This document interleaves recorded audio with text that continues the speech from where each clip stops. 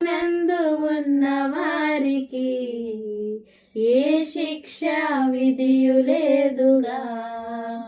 క్రీస్తునందు ఘనమైన దేవునికి ముందుగా హృదయపూర్వకమైనటువంటి స్తుతులు స్తోత్రాలు తెలియజేస్తూ, దేవుని మహాకృపను బట్టి ఈరోజు మీ మధ్యలో నిలబడి వాక్యం చెప్పడానికి నాకు అవకాశాన్ని కల్పించినటువంటి మా ప్రియ సహోదరులు సుదర్శనాన్ని గారికి, అలాగనే టేకులో ఉన్నటువంటి స్థానిక క్రీస్తు ప్రభు సంఘంకు, అంగరావేటూరులో ఉన్నటువంటి సంఘ సభ్యులకు, 3 స్థలాల్లో ఉన్నటువంటి సంఘ సభ్యులందరికీ కూడా నా హృదయపూర్వకమైన వందనాలు తెలియపరుస్తున్నాను. వాస్తవానికి ఆ ఫ్లెక్స్ లో కనబడి ప్రతి అందరిలో కూడా చోటా బాయ్ నేనే.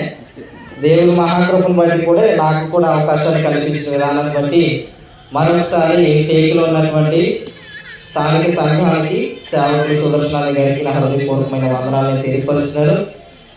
ఇప్పటి వరకు కూడా వాక్యాన్ని అందించినటువంటి ప్రియులు కాంతారావు గారు విలువైన జ్ఞానం మీ మధ్యలో పెట్టారు.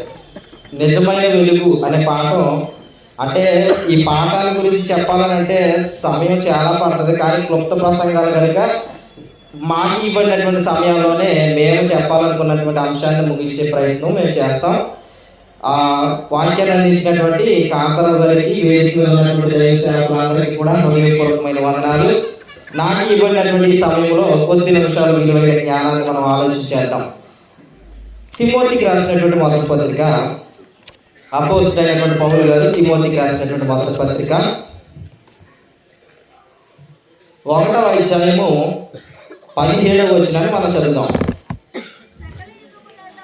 సకల యుగములలో రాజయుడి అక్షయుడు అదృశ్యునకు అద్వితీయ దేవునికి ఘనతయు మహిమయు యుగ యుగములు కలుగునుగాక. అపోస్తలుడైనటువంటి పౌలు తిమోతికి ఈ పత్రికను రాస్తూ దేవుని గూర్చి, దేవుని అధికారాన్ని గూర్చి ఒక పదాన్ని వాడినట్టుగా మనం చూస్తున్నాం.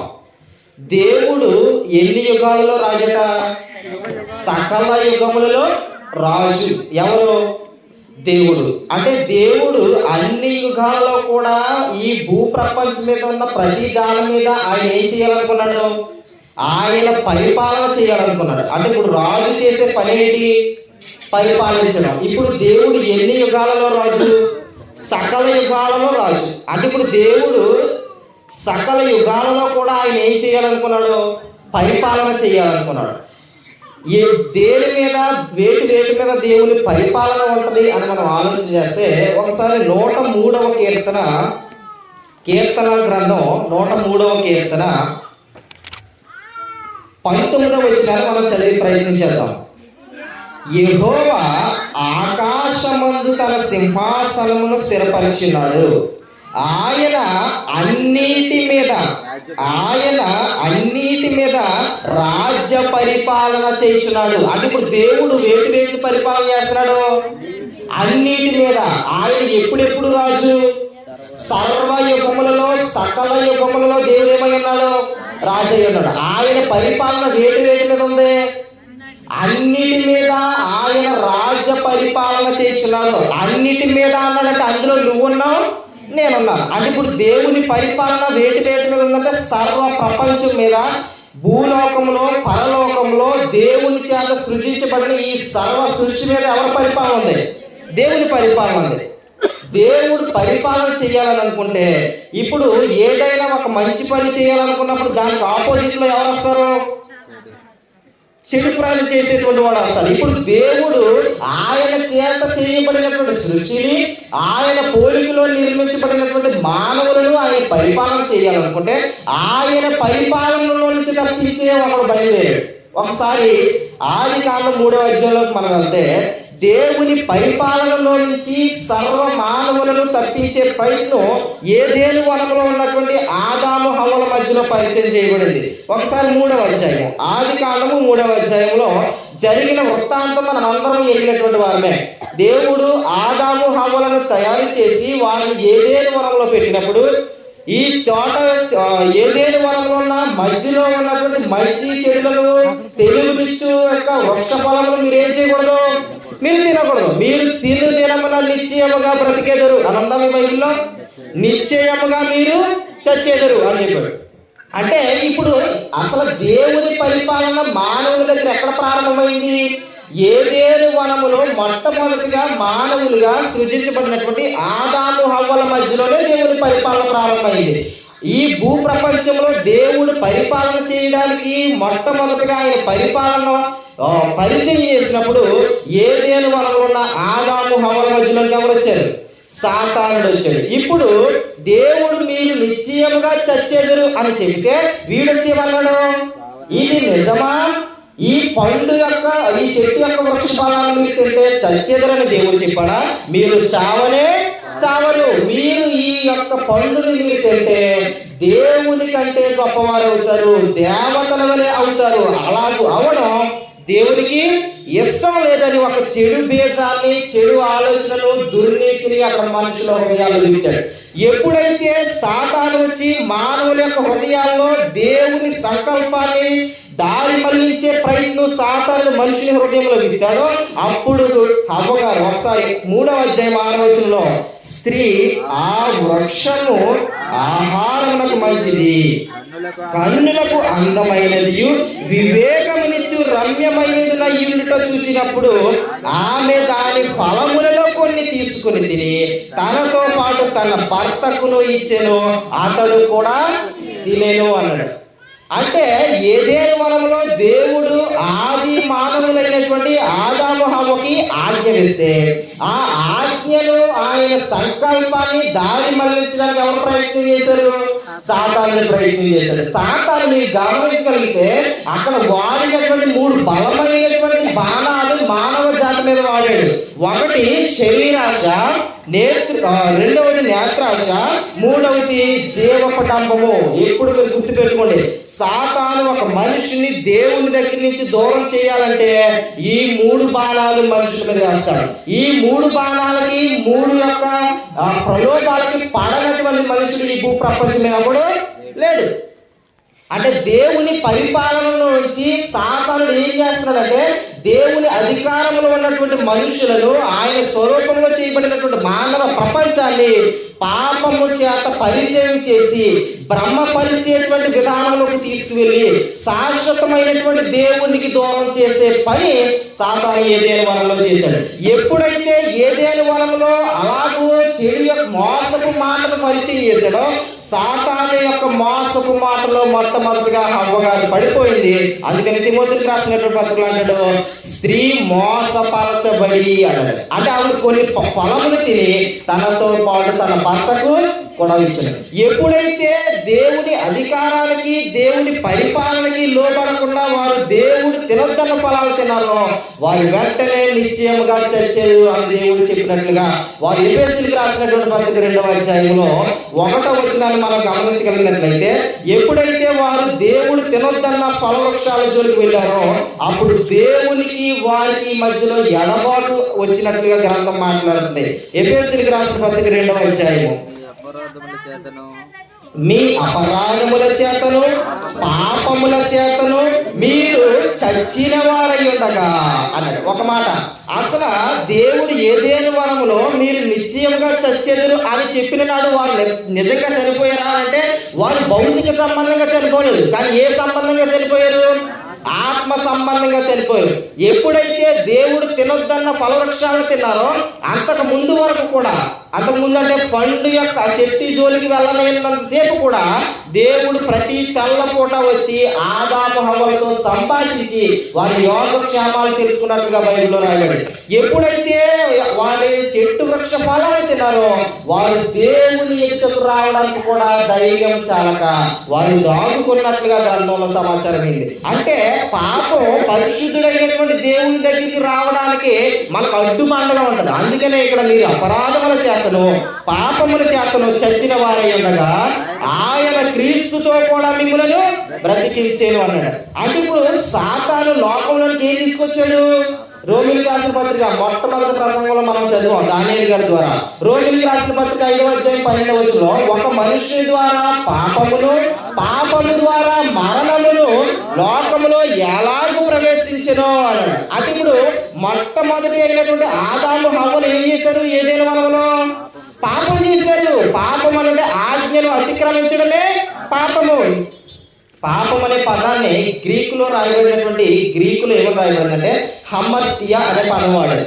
దానికి అర్థం ఏంటంటే దేవుడు గీసిన గీతను దాటడమే పాపం. దేవుడు ఏమన్నాడు, మీరు ఆ చెట్టు జోలికి, ఆ చెట్టు యొక్క ఫలాల జోలికి మీరు వెళ్ళకూడదు. దేవుడు ఒక గీతను గీసి ఆ గీతను పరిధిలో ఉండమంటే దేవుని మాటను, దేవుని పరిపాలనను, దేవుని ఆజ్ఞను ధిక్కరించి సాతానుకు లోబడి సాతాను పరిపాలనలోకి మానవులు ప్రవేశించినట్లు గ్రంథం మాట్లాడింది. ఎప్పుడైతే సాతాను పరిపాలనకు మనుషుడు పడిపోయాడో, సాతాను యొక్క మోసపు మాటల్లో పడిపోయాడో, అప్పుడు లోకంలోకి ఏం పరిచయం చేయబడింది? ఒక మనుషుని ద్వారా పాపము ద్వారా మరణమును లోకములో ఎలాగూ ప్రవేశించను అన్నాడు. అంటే ఇప్పుడు లోకంలో ఏముంది? పాపం ఉంది. ఈ పాపం దేన్ని బట్టి వచ్చింది అంటే ఆజ్ఞను అతిక్రమించడం ద్వారా పాపం వచ్చింది. ఇప్పుడు ఆజ్ఞ అతిక్రమం ద్వారా పాపం వచ్చింది, పాపము ద్వారా మరణం వచ్చింది. ఇప్పుడు ఈ మరణం ఎప్పుడైతే లోకంలోకి వచ్చిందో ఈ మనుషుడు మరణ భయం చేత మిగిలిపోయాడు. అంటే ఇప్పుడు ఎవరి అధికారంలోకి వెళ్ళిపోయాడు? సాతాను అధికారంలోకి వెళ్ళిపోయాడు. ఒకసారి మొదటి యోహాను పత్రిక ఒకసారి మనం చదువుతాం. మొదటి యోహాను పత్రిక 5వ అధ్యాయంలో మనం ఒక వచనాన్ని చదువుతాం. మొదటి యోహాను పత్రిక 5వ అధ్యాయము 18వ వచనాన్ని మనం చదువుతాం. దేవుని మూలముగా పుట్టి ఉన్నవాడెవడును పాపము చేయడని ఎరుగుదుము. దేవుని మూలంగా పుట్టిన వాడు తన్ను భద్రము చేసుకొను కనుక దుష్టుడు వానిని ముట్టడు. 19వ వచనం, మనము దేవుని సంబంధులమనియు. ఎవరో సంఘంలోకి వచ్చిన వారు, అంటే సంఘంలో ఉన్నవారు ఎవరు సంబంధులు? దేవుని సంబంధులమనియు లోకమంతయు దుష్టుని యందున్నదనియు ఎరుగుదుము అన్నాడు. అంటే ఇప్పుడు సర్వలోకం కూడా ఎవరి యందు ఉంది? దుష్టుని యందు ఉంది. అంటే సర్వలోకం కూడా దుష్టుని యందు ఉంటే ఇప్పుడు లోకాన్ని పరిపాలన చేసేది ఎవరు? సర్వలోకాన్ని పరిపాలన చేసేది ఎవరు?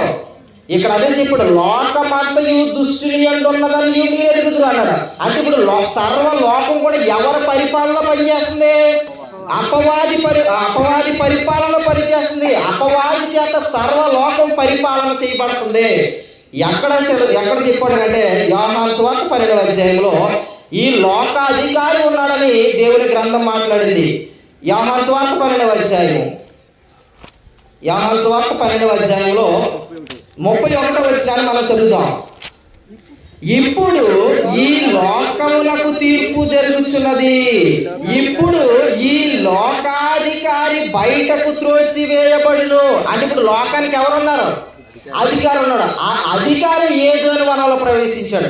ఆ అధికారే దేవుని ఆజ్ఞను ధిక్కరించినట్లుగా మానవ జాతిని పాపం వైపు నడిపించాడు. ఇప్పుడు ఎప్పుడైతే దేవుడు సకల యుగాలలో రాజు అయి ఉండాలని ఆయన ఆశపడితే ఆయన ఇష్టాన్ని, ఆయన చిత్తాన్ని, ఆయన సంకల్పాన్ని తప్పుదారి పట్టించే అధికారి అపవాది ఏదైనా వనంలో ప్రవేశించి దేవుని అధికారంలో ఉన్నటువంటి ఆదాము హవ్వలను తన అధికారంలోకి తెచ్చుకున్నట్లుగా గ్రంథం మనతో మాట్లాడింది.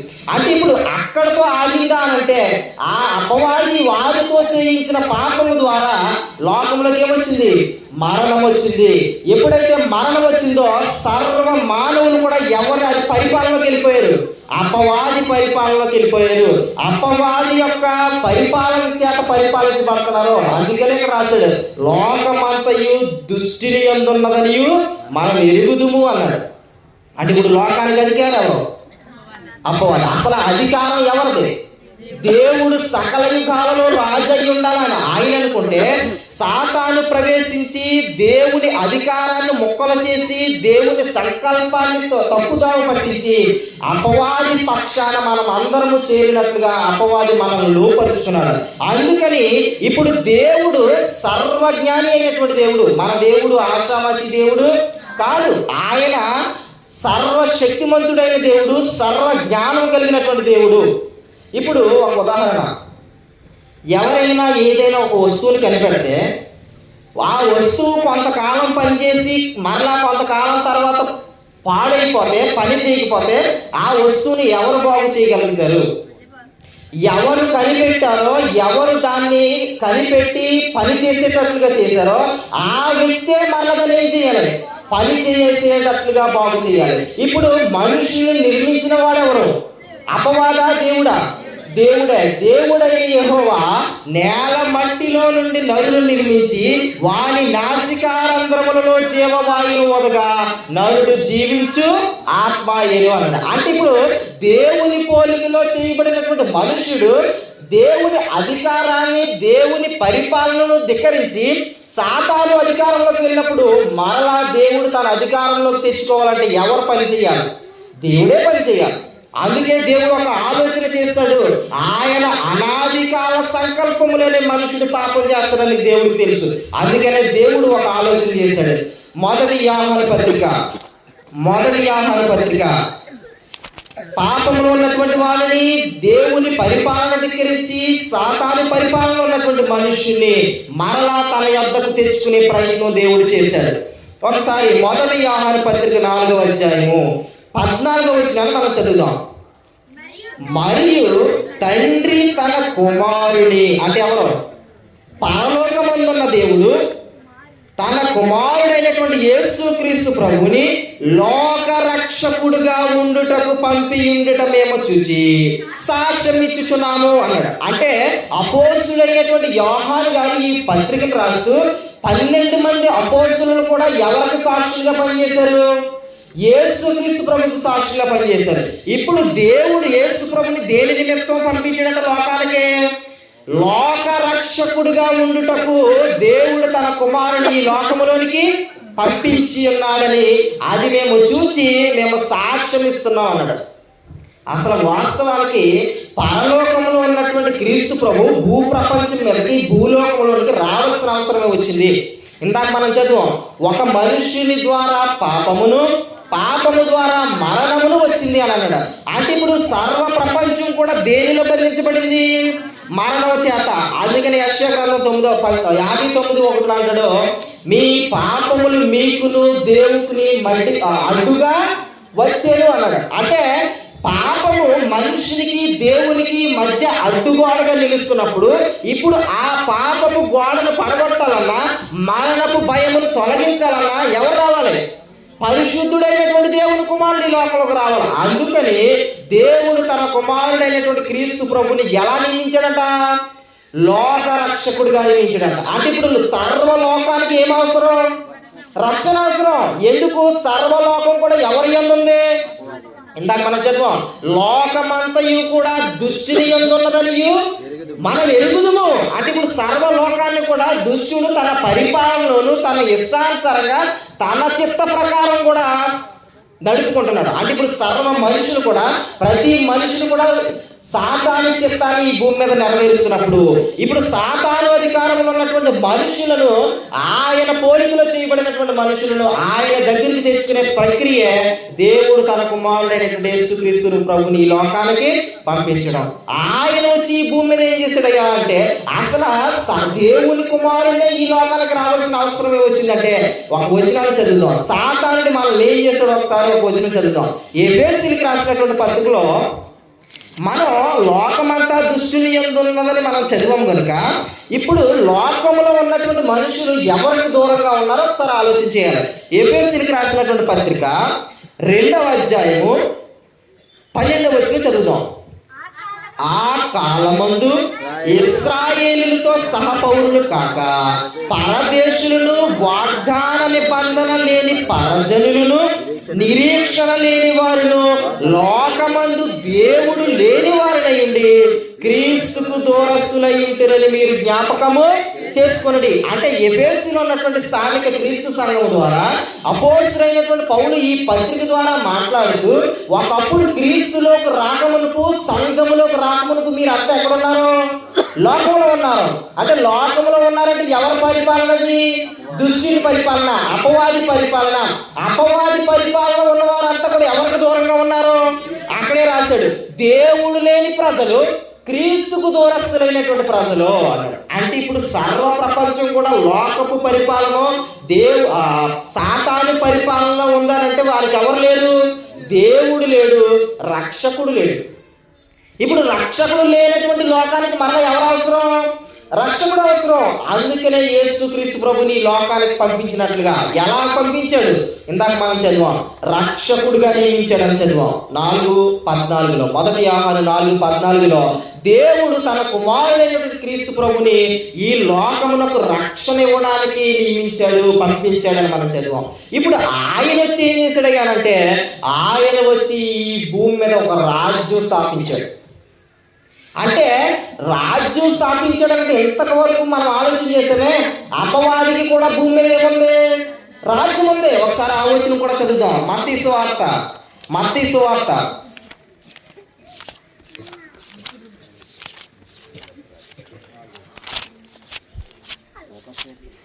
సువార్త 12వ అధ్యాయము 25వ వచనం మనం చదువుదాం.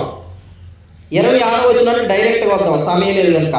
సాతానును వెళ్ళగొట్టిన ఎడల తనకు తానే విరోధముగా వేరుపడును, అట్లయితే వాని రాజ్యం ఎలాగు నిలుచును అన్నాడు. అంటే ఇప్పుడు సాతానికి కూడా భూమి మీద ఏముంది? రాజ్యం ఉంది. ఈ రాజ్య సంబంధులు ఎవరు అని అంటే, సాతాను పరిపాలనకు లోబడి దేవుడి ఆజ్ఞలు ధిక్కరించే వారే సాతాను రాజ్య సంబంధులు. ఏదైనా వనములో మొట్టమొదటిగా వారు దేవుని పరిపాలనకు లోపడవలసినటువంటి వారు సాతాను పరిపాలనకు లోపడడం ద్వారా సాతాను రాజ్య సంబంధులుగా వారు మిగిలిపోయారు. వారు మాత్రమే కాదు, కానీ వారు చేసినటువంటి పాపము ద్వారా మనము కూడా ఎవరికి లోపడ్డాం? సాతానుకి, అపవాదికి లోపడ్డాం. ఇప్పుడు అపవాది పరిపాలనలో బంధింపబడిన ఈ సర్వలోకాలను కూడా విడిపించడానికి దేవుడు ఎవరిని పంపించాడు? తన కుమారుడైనటువంటి క్రీస్తుని పంపించాడు. ఆయనను లోకరక్షకుడుగా నియమించాడు అని ఒక గ్రంథం మాట్లాడుతుంది. ఇప్పుడు యేసుక్రీస్తు ప్రభు వచ్చి భూమి మీద ఆయన చేసిన పని ఏంటగా అంటే, లూకాసు వార్త 19వ అధ్యాయంలో యేసుక్రీస్తు ప్రభు ఈ లోకానికి వచ్చి ఆయన చేసిన పని ఏంటి అంటే, లూకాసు వార్త 19వ అధ్యాయంలో 10వ వచనాన్ని మనం చదువుదాం. నశించిన దానిని వెదకి రక్షించుటకు మనుష్య కుమారుడు వచ్చినని అతనితో చెప్పాను. అంటే ఇప్పుడు యేసుక్రీస్తు ప్రభు ఏ పని నిమిత్తం భూమి మీద పంపబడ్డాడు? నశించిపోయేటువంటి వారిని. అసలు నశించిపోయే స్థితి ఎవరిని బట్టి మనకు వచ్చింది? సాతానుని బట్టి, అపవాదిని బట్టి, అపవాదికి లోబడడాన్ని బట్టి, అపవాది అధికారానికి మనం లోబడడాన్ని బట్టి నశించిపోయే స్థితి సర్వ ప్రపంచానికి వచ్చింది. అందుకనే మనుష్య కుమారుడు నశించిన దానిని వెదకి రక్షించడం ఈ లోకానికి వచ్చి ఉన్నాడు అని దేవుని గ్రంథం మాట్లాడుతుంది. ఇప్పుడు ఆయన వచ్చి మనల్ని ఏం చేశాడు అంటే, పాపము నుండి విమోచించాడు అని గ్రంథం సమాచారం ఇచ్చింది. సాతానుడు సర్వ ప్రపంచాన్ని దేనిలో బంధించాడు? పాపంలో బంధించాడు. వాడు అధికారంలో బంధించాడు. వాడు చిత్తాన్ని నెరవేర్చే ప్రజలుగా మళ్ళీ తయారు చేసుకున్నాడు. ఇప్పుడు యేసుక్రీస్తు ప్రభు వచ్చి ఏం చేశాడు అంటే, పేతురు రాసినటువంటి మొదటి పత్రికలో యేసుక్రీస్తు ప్రభు వచ్చి మనల్ని ఏం చేశాడో ఒకసారి చదివే ప్రయత్నం చేద్దాం. 1 పేతురు 1వ అధ్యాయము 19వ వచనం మనం చదువుదాం. అమూల్యమైన రక్తము చేత అనగా నిర్దోషమును నిష్కల్మషమునకు గొర్రె పిల్ల వంటి క్రీస్తు రక్తము చేత విమోచింపబడితేనని మీరు ఎరుగుదురు కదా అన్నాడు. అంటే ఇప్పుడు యేసుక్రీస్తు ప్రభు వచ్చి మనల్ని ఎక్కడి నుంచి విమోచించాడు? పాపములో నుంచి. అంటే పాపములో జీవించేవాడు ఎవరి అధికారంలో ఉన్నాడు? అపవాది అధికారం. పాపములో జీవించేవాడు ఎవరి రాజ్య సంబంధి? అపవాది రాజ్య సంబంధి. అంటే ఇప్పుడు అపవాది రాజ్య సంబంధిగా ఉన్నటువంటి మనుషులను క్రీస్తు రాజ్య సంబంధులుగా చేయడానికి ఎవరు రావాల్సి వచ్చింది? యేసుక్రీస్తు ప్రభు రావాల్సి వచ్చింది. ఆయన వచ్చి ఆ పాపానికి మూల్యంగా ఏం చెల్లించాడు? ఆయన పరిశుద్ధమైన రక్తాన్ని చెల్లించాడు. అందుకనే ఏమన్నాడు? నిర్దోషమును నిష్కల్మషమునకు గొర్రె పిల్ల వంటి క్రీస్తు రక్తం. అందుకే యోహాను గారు అంటాడు, లోక పాపములను మోసుకొని పోవు దేవుని గొర్రె పిల్ల అన్నాడు. ఇదిగో లోక పాపములను మోసుకొని పోవు దేవుని పిల్ల, దేవుని గొర్రె పిల్ల అన్నాడు. అంటే ఇప్పుడు యేసుక్రీస్తు ప్రభు ఈ లోకానికి ఎలా వచ్చిందంటే, సర్వ పాపము పరిహారణ చేయడానికి, ఆయన పాపములో ఉన్నటువంటి వారిని పాపములను విమోచించడానికి ఈ లోకానికి లోకరక్షకుడిగా వచ్చాడు. ఇప్పుడు ఆయన మనలను విమోచించి, ఒకప్పుడు పాపములో ఉన్నటువంటి మనము సాతాను రాజ్య సంబంధులమైతే ఇప్పుడు తండ్రి రాజ్య సంబంధులుగా చేశాడని గ్రంథం మాట్లాడింది. ప్రకటన గ్రంథం 1వ అధ్యాయంలో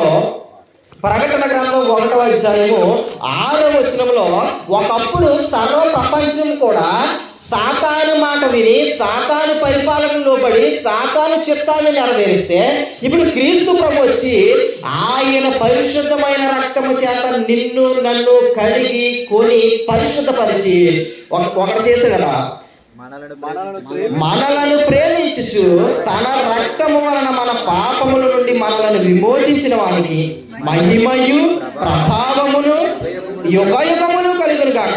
ఆమేన్.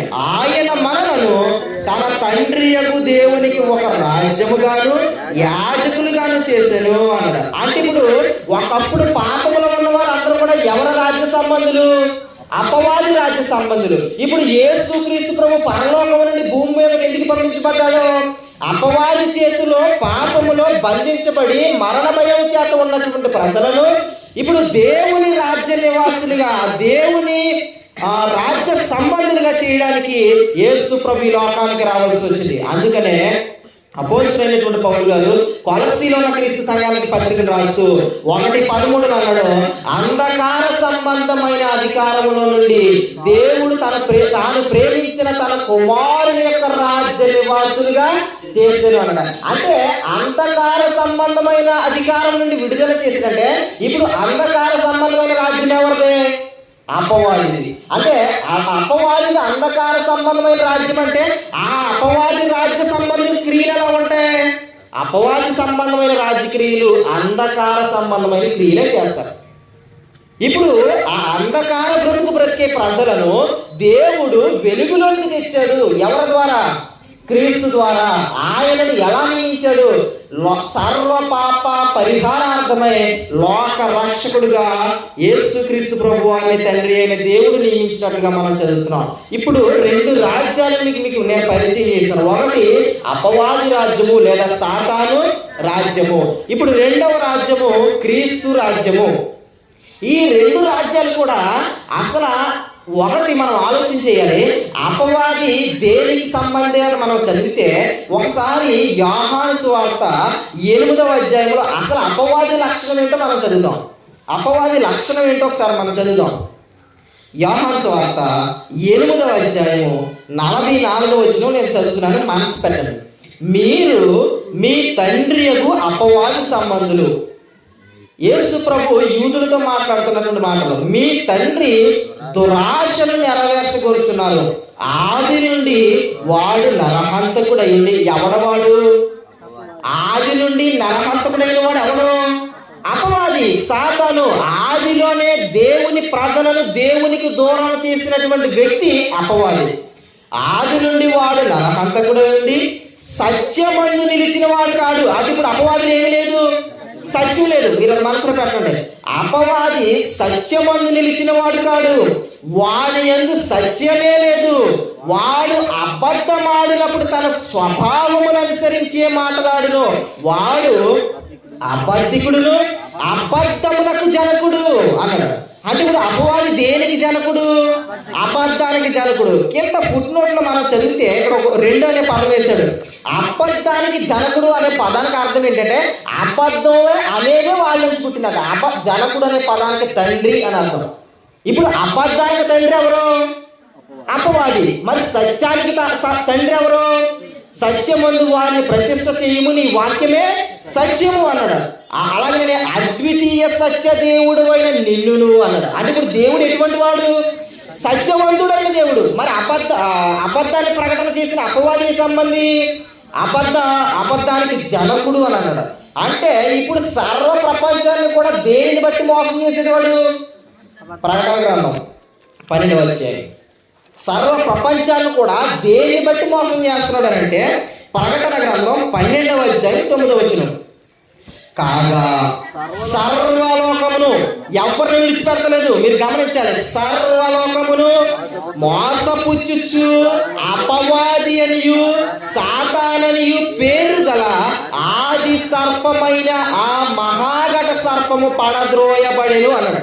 అంటే ఇప్పుడు సర్వ ప్రపంచాన్ని కూడా సాతానుడు దేన్ని చూపించి ఆయన వైపుకి తిప్పుకున్నాడు? మోసం అనే దాన్ని చూపించాడు. మోసం అనేటువంటిది నిజమా అబద్ధమా?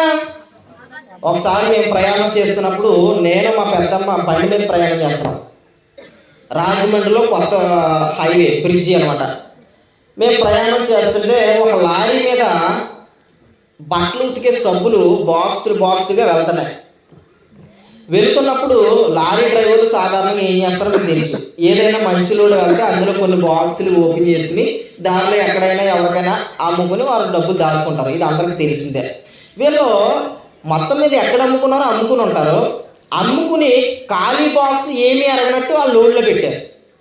అన్నీ ఉన్న ఆకు ఎలా ఉంటుంది, అన్నీ మళ్ళీ ఉంటుంది. ఏమీ లేని ఆకు ఏమవుతుంది, ఎగిరి పడుతుంది. ఇప్పుడు ఏమీ లేని బాక్స్ ఎగిరి మా కళ్ళ ముందు పడుతుంది. ఎలా పడుతుంది, ఎలా పడుతుంది. మేము ఏమనుకుంటాం దాన్ని చూసినప్పుడు, దీని నిండా సబ్బులు ఉన్నాయి. మా పెద్దమ్మ నా తొందర కూడా చేయించుకుని, ఎందుకు ఇప్పుడు ఈ సబ్బుల బాక్సులు అక్కడ దొరికేస్తున్నాయంటే ఇప్పుడు ఒకసారి ప్రతి వారం కూడా సబ్బులు కొనవలసినటువంటి పరిస్థితి ఉండదు. వాస్తవానికి సబ్బులు దాని నిండా ఉన్నాయా అంటే లేవు. ఎందుకంటే నిజంగా సబ్బులు దాని నిండా ఉంటే ఎక్కడ ఉంటుంది, ఆ లోడుగా ఉంటుంది. ఏమీ లేని ఖాళీ బాక్స్ కనుక మా ప్రయాణంలో మా ముందు పడటంలో మాకు అర్జెంటుగా బండి ఆపమని నేను ఆపాను. ఆపిన తర్వాత నా వెనకాల ఉన్నవాడు వెళ్ళి ఆ బాక్స్ తీసుకునే ప్రయత్నం చేసింది. ఈ లోపల మా వెనకాల వచ్చేవాడు ఆడాగిపోయి ఆడు కూడా మా వెనకాల చూస్తున్నాడు. ఎందుకు ఈవిడంటే ఆడు వచ్చేసి మా పెద్దమ్మ వెళ్ళిపోయింది. ఏం తీసుకోవడానికి, ఆ బాక్స్ తీసుకోవడానికి. ఎప్పుడైతే మా పెద్దమ్మ వెళ్ళి ఆ బాక్స్ని ఇలా ఓపెన్ చేసిందో వెంటనే అక్క పెట్టి కదా ఇలా తేలిపోయింది. ఇప్పుడు ఆడాలి కూడా తీసేసుకోండి మీదే బాక్స్ అన్నాడు. ఏమి లేదు కనుక, అందులో తప్పులు లేవు కనుక. అంటే ఇప్పుడు మేము ఏం చేయబడి వాళ్ళకి మోసపరచబడి వెళ్ళాం. ఏమనుకుని మోసపరచబడ్డాం, భలే దొరికేసింది తేరగా, మేము కొనవలసిన అవసరం లేదు, ఇంచుమించుగా 2-3 నెలలు మాకు బట్టల సబ్బులతో పనే లేదు అని అనుకున్నాం. సాతానుడు కూడా మోసము చేసి మనది కాని పనికి, మనకు సంబంధం లేనటువంటి పనికి, దేవుని దైవ సంకల్పానికి వ్యతిరేకంగా మోసగిచ్చి మనల్ని దైవానికి దూరం చేయడమే సాతాను యొక్క పని. ఇప్పుడు ఇక్కడ సర్వ ప్రపంచాన్ని కూడా ఏ మనిషిని విడిచిపెట్టలేదు. ఏ మనిషిని విడిచిపెట్టకుండా సర్వ ప్రపంచానికి దేనిని పరిచయం చేస్తున్నాడు అంటే మోసాన్ని పరిచయం చేస్తున్నాడు.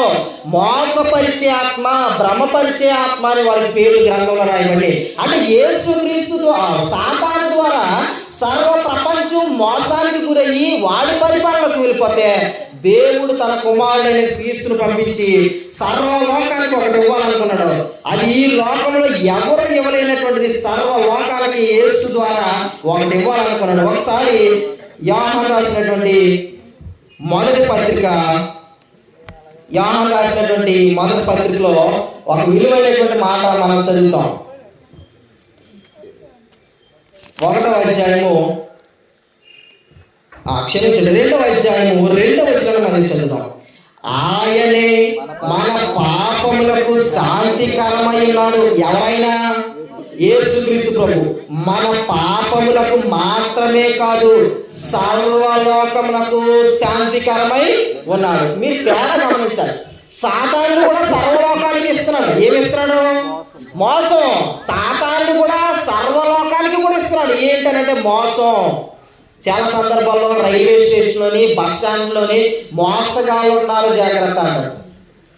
ఆ పదం చదివినప్పుడల్లా మన హృదయం మనకి ఏం జ్ఞాపకం చేస్తుంది? మన దగ్గర ఉన్న విలువైనటువంటి వస్తువులు జాగ్రత్త పరుచుకోమని జ్ఞాపకం చేస్తుంది. ఇప్పుడు యేసు ప్రభు కాకుండా యేసు సంకల్పాన్ని బద్దలు కొట్టి దైవ సంకల్పానికి సర్వలోకాన్ని దూరం చేసేటువంటి వాడు సాతాను అయితే, యేసుక్రీస్తు ప్రభు ఏం చేస్తున్నాడట? సర్వ ప్రపంచానికి, సర్వలోకానికి శాంతికరమై ఉన్నాడు. ఎవరైనా యేసుక్రీస్తు ప్రభు. కాబట్టి ఈ రాత్రికాల సమయంలో మనం ఆలోచన చేయవలసినటువంటి విషయం ఏంటంటే, భూమి మీద 2 రాజ్యాలు ఉన్నాయి. ఈ భూమి మీద ఉన్న ప్రతి మనుషులు కూడా ఏదో ఒక రాజ్య సంబంధి ఉంటాడు. ఈ రాత్రికాల సమయంలో ఇక్కడ కూర్చున్నటువంటి మనం అందరము కూడా ఏ రాజ్య సంబంధులము, మనము ఎవరికి సంబంధించినటువంటి వ్యక్తులము. ఒకవేళ మోసపరిచేటువంటి రాజ్యాలు కూడా భూమి మీద ఉన్నాయి. మోసపరిచేటువంటి క్రీస్తు రాజ్యము అన్నాడు, క్రీస్తు సంఘము అన్నాడు. అందుకనే అపోస్తలుల కార్యక్రమం 20వ అధ్యాయంలో 28వ వచనంలో ఏమన్నాడంటే, దేవుడు తన స్వరక్తం ఇచ్చి సంపాదించిన సుదర్శన గారి సంఘము అని అనలేదు. దేవుడు తన స్వరక్తం ఇచ్చి సంపాదించిన బాబురావు గారి సంఘము అని అనలేదు. దేవుడు తన స్వరక్తమిచ్చి సంపాదించిన వేరొక సంఘము అని అనలేదు, తన సంఘము అని అన్నాడు. ఇది నా ఇల్లు అంటే దాని అర్థం ఏంటి? నాది తప్ప వేరొకటి ఎవరిదే కాదు, ఇది నా ఇల్లు. మీకు బాగా అర్థం అవ్వాలి. ఈవిడ మా ఆవిడ, ఎంతమందిలో మా ఆవిడ గారిని మీకు పరిచయం చేశాను అనుకోండి, ఈవిడ మా ఆవిడ అన్నారంటే ఇక్కడ ఉన్న వాళ్ళు ఎవరో ఏం కదని అర్థం, మీరే వేరే పరస్త్రీలతో నాకు సంబంధం లేదని అర్థం. ఇది నా సంఘము అని అన్నాడు. అందుకనే దేవుడు సంఘాన్ని క్రీస్తుకి ప్రదానం చేసినట. ఒకసారి ఆ వచ్చిన చదువుతాం. కొరింథీయులకు రాసినటువంటి పత్రిక, దేవుడు సంఘాన్ని క్రీస్తుకి ప్రదానం చేసినట.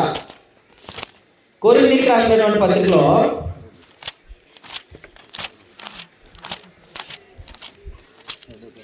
కొరింథీయులకు రాయబడినటువంటి 2వ పత్రిక 11వ అధ్యాయము 2వ వచనాన్ని మనం చదువుదాం. దేవాశక్తితో మీ ఎడల ఆసక్తి కలిగి ఉన్నాను, ఎందుకనగా పవిత్రురాలైన కన్యకుగా. మీరు పాయింట్ గమనించాలి. ప్రదానం చేయబడే కన్యక ఎలా ఉండాలి? పవిత్రురాలుగా ఉండాలి. పవిత్రురాలైన కన్యకగా ఒక్కడే పురుషునికి, అది మీరు అండర్లైన్ చేసుకోండి, ఒక్కడే పురుషునికి అంటే ఆ ఒక్కడే అన్న చోట నీకు నచ్చింది నువ్వు ఏదో పెట్టావని, అక్కడ మరలా నీకు అర్థం అవడానికి నీకు నచ్చింది నువ్వు పెట్టుకోవడానికి వీలు లేదని అనగా క్రీస్తుకు సమర్పింపవలనని మిమ్మును ప్రదానము చేసి అన్నాడు. అంటే ఇప్పుడు సంఘము అనే వధువు క్రీస్తు అనే వరుడు కొరకు ఏం చేయబడింది? ప్రదానము చేయబడింది. అంటే ఇప్పుడు సంఘము ఎవరి భార్య? క్రీస్తు భార్య. అంటే ఇప్పుడు చాలా మంది సంఘము నాది అంటున్నారు. దాని అర్థం ఏంటి? సంఘము నాది లేకపోతే నా సంఘము, నా పేరు నాది అని అనుకుంటే మరి ప్రాణం పెట్టింది ఎవరు? క్రీస్తు ప్రభు. పరలోక భాగ్యాన్ని విడిచిపెట్టి పాపుల్ని విమోచించడానికి వచ్చింది ఎవరు? క్రీస్తు ప్రభు. ఆ శిలువ మీద రక్తాన్ని కార్చింది ఎవరు? క్రీస్తు ప్రభు. 3వ రోజున పునరుద్ధానుడై నీ కోసం నా కోసం తిరిగి లేచింది ఎవరు? క్రీస్తు ప్రభు. మరి ఇన్ని చేసినటువంటి ప్రభువుని పక్కన పెట్టి ఇది నా సంఘము అని అంటే ఎంతవరకు సమంజసం, ఎంతవరకు దైవానికి అనుకూలమైనటువంటి పని? అందుకనే ఇదే గ్రంథంలో ఒక మాట అన్నాడు, కొరింథీయులకు రాసినటువంటి, పవిత్రురాలైన కన్యకగా నేను ఎవరికి ప్రదానం చేశాను? ఒక్కడే పురుషునికి. ఆ ఒక్కడే పురుషుడు ఎవరు? క్రీస్తు ప్రభు. క్రీస్తు తప్ప మరొక పురుషుడు సంఘానికి వరుడుగా ఉండడానికి వీలే లేదు అని దేవుడు అనాది సంకల్పములను దేవుడు నిర్ణయించాడు. అందుకనే జగత్తు పునాది వేయబడక మునిపే ఆయనలో మీరు ప్రేమ చేత క్రీస్తు మిమ్మలను ఏర్పరుచుకొని అని అన్నాడు ఎఫెసీయులకు రాసిన పత్రిక 1:4. కాబట్టి ఇప్పుడు సంఘము ఎవరి భార్య?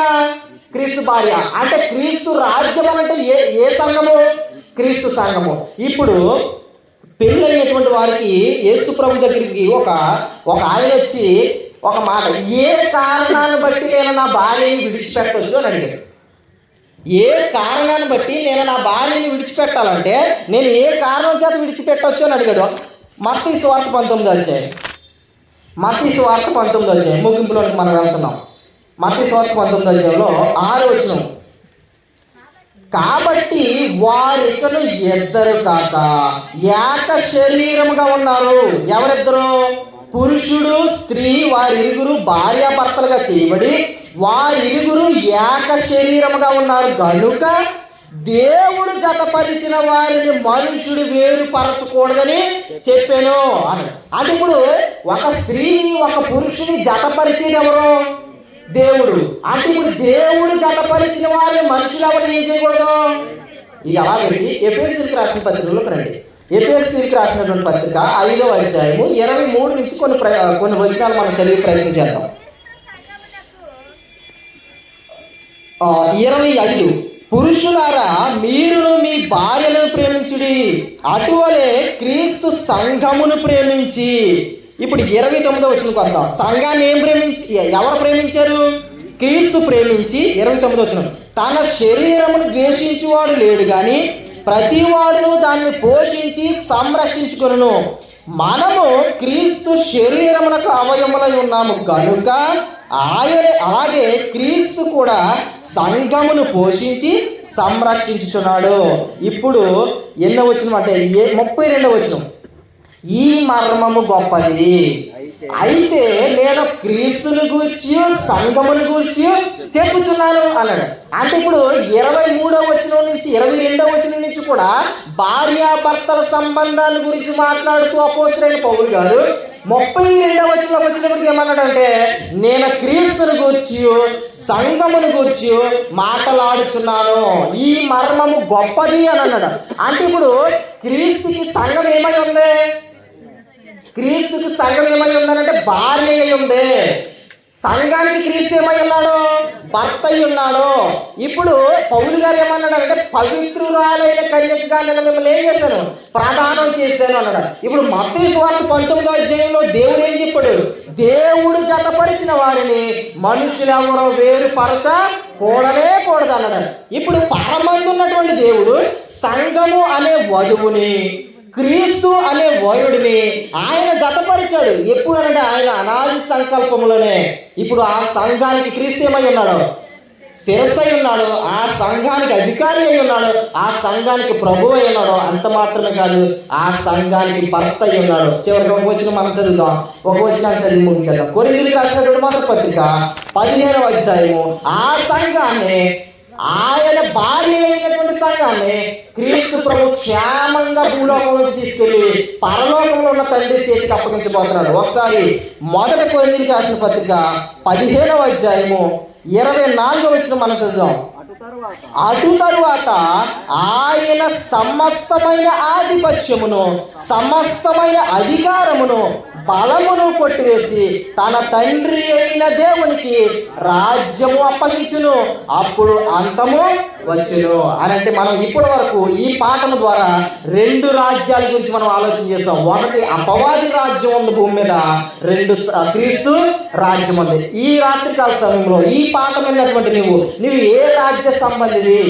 నువ్వు క్రీస్తు రాజ్య సంబంధం అయితే ఎక్కడ ఉండాలి? క్రీస్తు సంఘంలో ఉండాలి. ఎందుకు అనంటే క్రీస్తు తన స్వరక్తం ఇచ్చి నిన్ను సంపాదించుకున్నాడు. మరి ఎవరో నీ కోసం రక్తం కాల్చలేదు, మరి ఎవరో నీ కోసం పరలోకాన్ని విడిచి భూలోకానికి రాలేదు, మరి ఏ వ్యక్తి కూడా నీ కోసం సమాధి చేయబడలేదు, ఏ వ్యక్తి కూడా నీ కోసం ఏమీ చేయలేదు. నీ కోసం పరలోకాన్ని విడిచిపెట్టింది ప్రభు, పరలోకాన్ని విడిచిపెట్టి నీ కోసం చనిపోయింది ప్రభు. పునరుద్ధానుడై 3వ రోజున సమాధిని జయించి ఓ మరణమా నీ విజయం ఎక్కడా, ఓ మరణమా నీ ముళ్ళు ఎక్కడా అని దాని మరణపు ముళ్ళు విరిచినటువంటి ప్రభు నీ కోసం ఈ రాత్రికాల సమయంలో చూస్తున్నాడు. నువ్వు ఏ రాజ్య సంబంధమైనా ఈ రాత్రికాల సమయంలో క్రీస్తు రాజ్య సంబంధిగా అయ్యే అవకాశం ఈ రాత్రికాల సమయంలో దేవుడు నీకు అనుగ్రహిస్తున్నాడు. అందుకని హెబ్రీయులకు రాసినటువంటి పత్రికలు అంటాడు, పరిశుద్ధ పరలోక సంబంధమైన పిలుపు మీ వద్దకు వస్తుంది అని అన్నాడు. కాబట్టి ఈ రాత్రికాల సమయంలో నువ్వు ఏ రాజ్య సంబంధి? మనుషులు కట్టినటువంటి సంఘాలలో, మనుషుల చేత నిర్మించబడినటువంటి సంఘాలలో క్రీస్తు సంఘము కాని చోట, క్రీస్తు నామము లేని చోట, క్రీస్తు నామం ఉన్న చోటే రక్షణ ఉంది అని గ్రంథం మాట్లాడింది. కాబట్టి క్రీస్తు సంఘము లోపలక బయట ఉన్నటువంటి వారికి రక్షణ లేదు అని గ్రంథం మాట్లాడింది. వినడానికి ఈ మాటలు కొంచెం మనసుకి బాధ కలిగించిన గ్రంథం మాత్రం వాస్తవమైనటువంటి మాటలు మనతో మాట్లాడుతుంది. సర్వసాధారణంగా మనం ఏదైనా తప్పు చేస్తున్నప్పుడు, తప్పును గద్దించేవారు గద్దిస్తున్నప్పుడు మనకి బాధ కలుగుతుంది. కానీ బాధ కలిగిన ఒక 5 నిమిషాలు ఆలోచన చేసి ఇది ఎంతవరకు వాస్తవం అని మనం గ్రహించుకోగలిగితే మనం సత్యాన్ని గ్రహించగలిగిన వారం అవుతాం. అప్పుడు సత్యానికి దాసులం అవుతాం. క్రీస్తు సంఘ సభ్యులైతే పరలోకానికి మార్గం. అందుకే ప్రభు ఏమన్నాడు? నేనే మార్గము, నేనే సత్యము, నేనే దేవుము, నా ద్వారా తప్ప తండ్రి అయిన దేవునికి పరలోకానికి చేరే అర్హత, అట్టి అవకాశం ఏ మనుషునికి లేదని గ్రంథం మాట్లాడింది. కాబట్టి ఈ రాత్రికాల సమయంలో దేవుని మహాకృపను బట్టి క్రీస్తు రాజ్యము గురించి మనం విన్నాం, సాతాను రాజ్యం గురించి కూడా మనం విన్నాం. మనం ఏ రాజ్య సంబంధంగా ఉండాలో మనం ఆలోచన చేసుకుందాం. అట్టి జ్ఞానాన్ని దేవుడు మనకి ఇవ్వాలని, దేవుని చిత్తమైతే మరిన్ని అవకాశాలు, మరిన్ని ఘనమైన కార్యాలు టేకిలో ఉన్నటువంటి స్థానిక సంఘము క్రీస్తు కొరకు, ఆయన రాజ్యం కొరకు చేయాలని ఆశిస్తూ